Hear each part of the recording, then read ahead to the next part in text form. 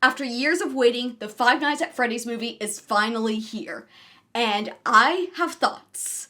This should go without saying, this video contains spoilers for the movie. So if you haven't seen it, save this video to your watch later and come back once you've seen it. Okay, this guy's not gonna stay on my shoulder this entire time.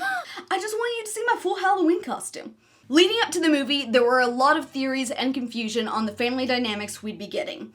Was Michael and Afton like we'd been led to believe in the games? Who were his brother and sister? And how did Vanessa play into all of this? And the answers we got were a little surprising, but I think I figured out the angle the continuity of the movies is taking. In the games, we have two major families. The Aftons, consisting of William, Michael, Crying Child, and Elizabeth, and the Emilys, consisting of Henry and Charlotte. And now in the movie, I think those families aren't as different as it initially looks. But before I get into that, I want to start by sharing my thoughts on the movie itself. I loved it. It was made for the fans, and it shows. Even my husband, who is more a fan by osmosis through living with me, really enjoyed it. And can I just say, the experience of watching this movie in the theater on opening day was amazing. Half the theater was in costume. I was sitting right next to someone in a great Mangle cosplay. That's the level of costume I'm talking about here. The title card comes up and everyone cheers. The energy in that theater was palpable. When Max got bit in half, I heard at least 5 different people saying, "Was that the bite of 87? One of whom was my husband, holding up a picture of the Markiplier meme that he'd printed out and brought with him. When the credits started rolling after everyone's visceral reaction to the living tombstone died down, someone dressed up as William Afton got up and led the whole theater in a sing-along. I'm telling you, this was unlike any movie experience I've ever had. It wasn't just a bunch of individuals going to see a movie, it was a united group of fans participating in our fandom together. Cheering at the references and cameos, shouting and gasping for joy when something took us right back to the games. And when the movie ended, everyone lingered, talking to each other, to complete strangers, about the movie, taking pictures together and reveling in the experience. The movie was amazing, but honestly, nothing tops that. And as for the movie itself, it had the perfect level of intrigue. The characters were great. The animatronics were phenomenal. There were times I could tell where it was going, and other times that I got an unexpected surprise. And most important, it was true to the source material. Sure, it had a slightly different storyline from the games, but we knew that would be the case, just like in the novels. But in the feel and the lore, it was a faithful adaptation. I really only have 2 complaints, and the first one is pretty minor. I wish there had been more ties between William and the color purple. I get that they didn't want to go too cheesy with it, and the real reason he was purple in the games was because he was in shadow, but still, he's purple guy. At the very least, his car could have been purple in the kidnapping scene. But in the grand scheme of things, it's not really a big deal. My bigger complaint is I wish that it had been scarier. The stuff they did with the actual kids was very creepy and well done, but most of the animatronic scares had been in the trailers, so I kind of saw it all coming and it didn't really get to me. I'm pretty sensitive to horror, especially when there are kids involved. But really the only time I felt afraid was when Kid Foxy's eyes bled black in the dream and he attacked Mike. And maybe a bit with Golden Freddy in Mike's house. The jump scare before Max's death got me in the trailer, but in the movie I knew it was coming. So if I could change anything about the movie, it would be upping the scare factor. But I still really enjoyed it and would give it an 8.5 out of 10. Now that we've got my opinions out of the way, let's move on to the theorizing portion of this video. Because even though the movie is set in a different universe from the games, it doesn't mean it can't tell us things about the lore, just like the Silver Eyes trilogy did.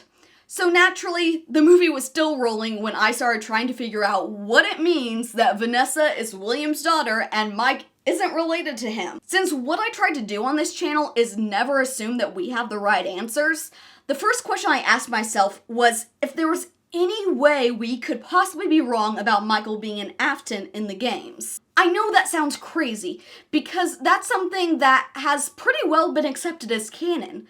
But the fact is, Michael has never been canonically given the last name of Afton. What we do have for evidence is the in-cut scene from Sister Location Custom Night where he says, "Father, it's me, Michael." So, case closed, right? Is what I would be saying if we didn't have didophobia, showing us that William kidnapped kids and experimented on them. Quick summary if you haven't read the book and somehow haven't heard someone else talking about it yet. A kid, Rory, is essentially living FNAF 4 every night with the nightmare animatronics attacking him, while during the day he just wanders around his house. It's then revealed that this is all an illusion caused by hallucinogenic gas, that he's now an adult, the animatronics attacking him were just mannequins on tracks, and he's been in the Sister Location bunker since he ran away from home. I know the canonicity of Tales from the Pizzaplex is a touchy subject, but I'm in the camp that they tell us a lot about and line up sometimes extremely closely to canon, but aren't necessarily one-to-one. In the case of didophobia, I think it exists to show us what FNAF 4 really was, but I think the experiments were done on Michael, not on some previously unknown kid. In which case, maybe Michael wasn't William's son, but he raised him from such a young age doing these experiments on him that Michael thinks of William as his dad, and that's why he addresses him as father. But if we assume that, then we have to explain the FNAF 4 minigames with the crying child and his older brother. Would this mean that isn't Michael? Or maybe is crying child not actually an Afton either, and Michael ran away after his death to then be raised by William? And before you start leaving hate comments, I know this is a terrible theory, but I am determined to explore every possible angle, even when I'm convinced it isn't true, because assuming you have all the answers is dangerous, especially in Five Nights at Freddy's. So, what evidence do we have that crying child is an Afton? The presence of psychic friend Fredbear in the Sister Location bunker with a walkie-talkie is pretty compelling evidence. Why would William be communicating with some random kid? And more than that, we know Elizabeth is an Afton. This is the case in the books, and we have dialogue in both Sister Location and in Pizzeria Simulator confirming this. And also, in Pizzeria Simulator, we get this poster. The guy in purple? Obviously William. The clown? Clearly Elizabeth/circus baby. The bear would be crying child because he carried around a bear and that's how he died. And then there's William's puppets. And that only leaves Michael, who he does send to go do his bidding and who is said to look like him. So yes, Michael has to be an Afton in the games. Whatever the movie's trying to tell us, it can't be that. So what about Mike Schmidt and Michael Afton being different people then? After all, it's never technically confirmed that they're the same. But the security logbook that belongs to Mike Schmidt has references to exotic butters and casual bongos. So that can't be it either. So then why did the movie decide to have Mike Schmidt, who has a younger brother whose death he blames himself for and a younger sister, and have him have no relation to William? And instead, William seemingly just has one daughter who's not even Elizabeth, it's Vanessa? At this point, I realized I needed to look at this from another angle, and decided to try to figure out who the Schmidts really are. And there was a pretty logical place to start. As I said at the beginning of this video, there are two major families in the games. Those are the two founders of Freddy's, William and Henry. And why did William take Garrett in the first place? He wasn't at Freddy's, that's not his MO. And he went out of his way to nab him in broad daylight. Not only that, he immediately recognized Mike's last name, and it affected him. The name meant something to him. This wasn't a random kill, it was clearly targeted. But we have seen this before. One murder that was different from the rest, where William wasn't in his Spring Bonnie costume, after which he is seen driving away. Garrett is the movie's version of Charlie, William's first kill, and the child of his business partner. Clearly, Henry had already left Freddy's at this point, possibly to spend more time with his family, because Mike has no knowledge of the pizzeria, meaning his father quit when he was too young to remember much. And maybe that's why William wanted revenge against his family in the first place, because his business partner abandoned him. Further evidence is that Mike says in the movie that his father changed due to his grief, just like Henry did in the novels. So let's just hope that there's not an animatronic Garrett running around. Though, speaking of Garretts, I do think in the sequel it will be revealed that he is in the puppets. I think this was even hinted at in the credits. At the end, it plays the puppets music box, and then, in the same voice from the Take Cake to the Children minigame, it spells out, "Come find me." And I think this is Garrett reaching out to his brother, and what will bring Mike and Abby back in the sequel. And this is when it hit me, just what Scott was doing with the movie. He just swapped the families. Instead of William having 3 kids, Henry does in the movie. Meanwhile, William has 1 daughter just like Henry does in the games. So, if Garrett is the Charlie stand-in and Mike and Abby are Henry's bonus kids made up for the movie, who is Vanessa meant to represent? My first thought was Elizabeth. After all, she's William's female daughter, and in Security Breach, Vanessa has a lot of parallels to Elizabeth. But while I do think there could be some elements of her and Vanessa, mostly in the mentally unstable departments, it doesn't quite fit. Actually, I think Vanessa is a nearly perfect movie version of the game's Michael Afton. She was her father's puppet, going where he sent her, following orders that she didn't necessarily agree with, until she decided that she'd had enough.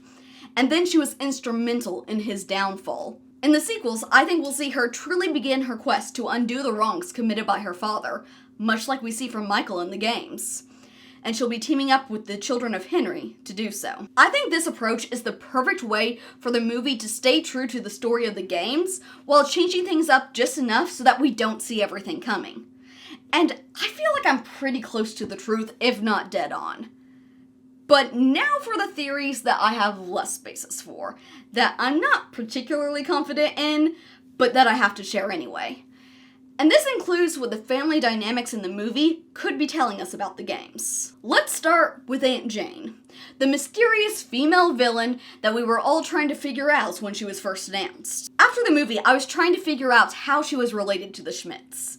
She doesn't bear a strikingly close resemblance to either of the parents, so it could go either way with which one she's related to. I was initially inclined to say that she was their aunt through their mom's side, since it seemed to fit more with her mom being dead, so maybe Aunt Jane was their only remaining family on that side.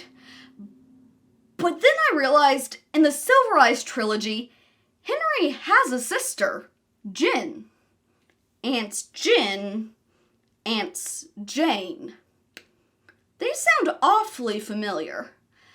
And she was even the person to take in Henry's daughter once he was out of the picture, much like we see Aunt Jane trying to do in the movie. Now, obviously, their personalities are very different. They aren't one-to-one characters. I think the only ones that are one-to-one are Henry and William, the foundation of Freddy's consistent throughout every timeline. Everyone else we get a slightly different take on in each continuity. But Henry having a sister with a similar name in the novels is decent enough evidence to assume that that's how Aunt Jane's related to the Schmidts. So why do I care so much about her?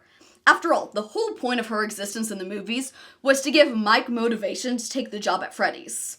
Well, because I'm a FNAF theorist, and I try to find deeper meaning in everything.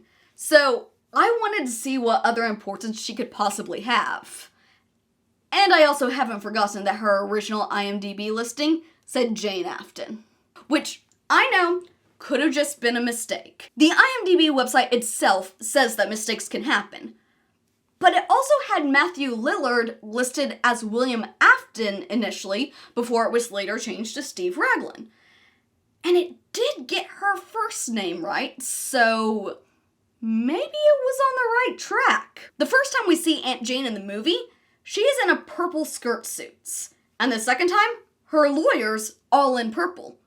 Scott himself approved the costumes in this movie, and in association with the color purple immediately sets off some red, or I guess purple flags for me. Also, Vanessa has to have a mom, and I do see a bit of a resemblance there. I think you can see where I'm going with this. I'm proposing that Aunt Jane was at some point in a relationship with her brother's business partner, good old William Afton. I'm not saying I necessarily think they were married, after all, Mike doesn't seem to recognize the Afton name, but I do think they have a history. And maybe at one point the plan had been for them to have been married, which was where the name Jane Afton came from in the first place. But then they decided to change it to keep Mike from having any obvious ties to the Afton family. To be clear, if I'm right on this, I don't think they're together anymore.